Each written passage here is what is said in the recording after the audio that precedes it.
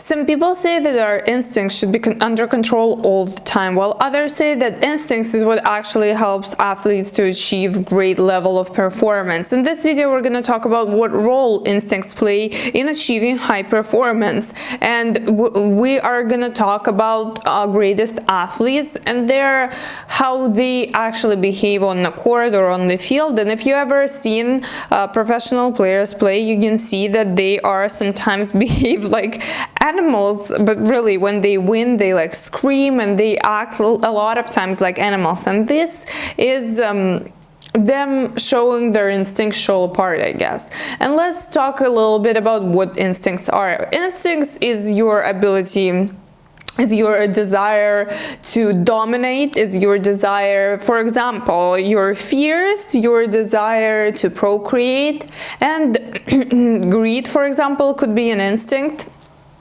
And this is something innate, this is something we're born with. And in Freudian psychology, in Freud's theory of personal development, he calls it a personal structure of personality. He calls this part id.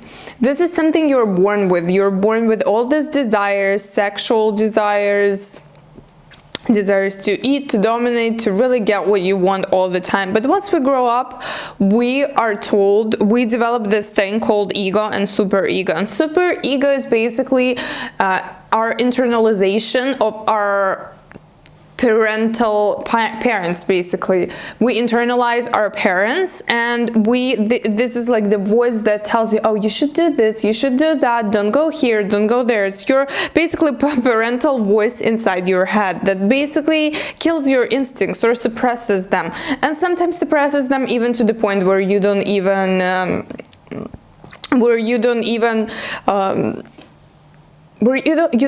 feel what you really want, what those instincts are. And in this video, we are going to talk about how instincts could be helpful and what to do to stop suppressing them so much. First, what we need to understand is to understand that it is something you're born with, it's something that you need, and it's something that you should acknowledge. You don't necessarily have to tell it to everyone, but you have to acknowledge what your real, true desires are. In the great book by Tim Grover, I think he was a coach of Kobe Bryant and other greatest athletes, I think Michael Jordan as well, and other great basketball players. He calls it the dark side. And dark side is something that you should connect with, or at least acknowledge and realize what it is. You should take a piece of paper or your iPhone and write down everything you really want. Write down your desire to dominate, or maybe your sexual desires, maybe just whatever you want really in this life. Maybe it is desire to receive applause, or I don't know, it could be whatever. You don't have to tell it to everyone. It's actually better that you don't tell it to people, but it's something that really drives you. It could be that someone hurt you at during some period of your life and you want to get a revenge. All of that I've just said above has a great energy, and this energy could be detrimental or it could be really helpful. We as humans have the power to choose where all of that energy is gonna go.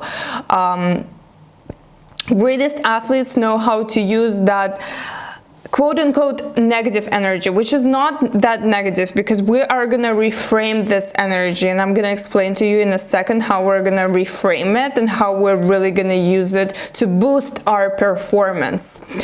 Okay, so first you write it down and you realize, well, basically that is who I am. This is my innate desires, and this is something that most probably you can't even change, because if you are born with the desire to dominate the world, then, well, it is what it is. You kind of have to live with it, and it's really gonna come back at you. Like, the more you try to suppress, the more it's gonna come back at you. Maybe it's gonna be suppressed for 10 years or 10 days, but it's gonna come back because this is your true desire.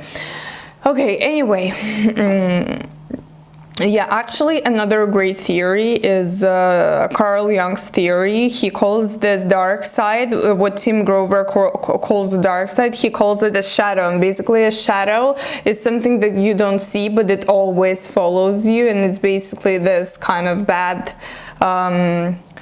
side of you that you don't want to accept. But if we accept it and acknowledge it and really think about it and realize what really drives this, you can really be friends with your dark side, I guess, and use it in a really positive way. Okay, now let's talk about what really the next step is. Now you wrote it down and you realize what your true desires and drives are. Then you have to really try to reframe it.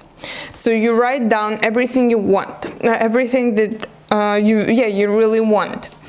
And, for example, there could be some negative experiences. For example, that could be like the desire to revenge on your parent, or desire to revenge on your ex, or desire to just do just something, for example, that was not necessarily nice that has happened to you, or something that you've done that you're not really proud of. And reframe it. Like, try to reframe every negative experience. Basically what you have to do, you have to write down what positive came out of it. For example, if you were abused by your parent, you can literally write down, okay, like I feel all this anger, all this hatred towards my parent or whatever, but I can use it not in a self-destructive way, but in really in a way that could increase my performance, because this desire to prove, to revenge, to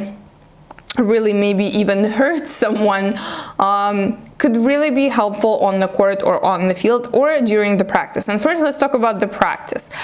Just by thinking about it and realizing that this is something that you could use as a fuel to get you through this difficult workout, to get you through this difficult day, to get you through the day that to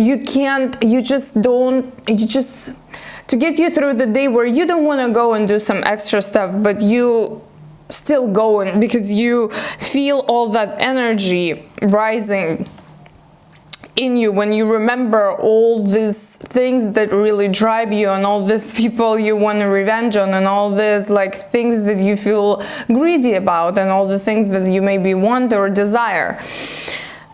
This is practice part of it, and that really brings an animal outside of you. You should really at least try to be in touch with that part of yourself. Another part is sports performance, which is the most important part. And should you really act like an animal during the performance? And the answer is yes and no. Well, killer instinct, people call it killer instinct, the desire to really to get to success, whatever it takes, right? I'll phrase it this way. Your first 3 to 5 years, most sports demand that you work on the technique. For example, basketball or tennis, or even if you're like a quarterback, I guess you really need to practice this throw or whatever, right? I'll give you one example. Like Kobe Bryant, when he was 12 years old and he really sucked at basketball, this is something that he has said. He went home and he practiced for 2 years entirely only on his technique, only on fundamentals. And this is not the greatest time to really be very instinctual on the court or on the field, right? When you're your first 2 to 3 years, you really are not going to see that much of improvement. You're not going to be able to use all your instincts and drive and desire on the court. It's just basically going to be work on technique.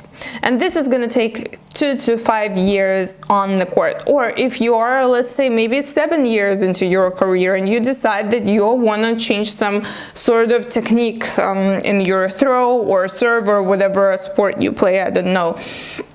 or the way you shoot the ball with your leg. This is where instincts on the court or on the field or during the match it's not going to be helpful, right? But when, let's say, you're 10 years into the game, you work out like insane, you practice your technique, your work ethic is insane, this is where your instincts can help you to get you into the zone, into this flow state of mind, right?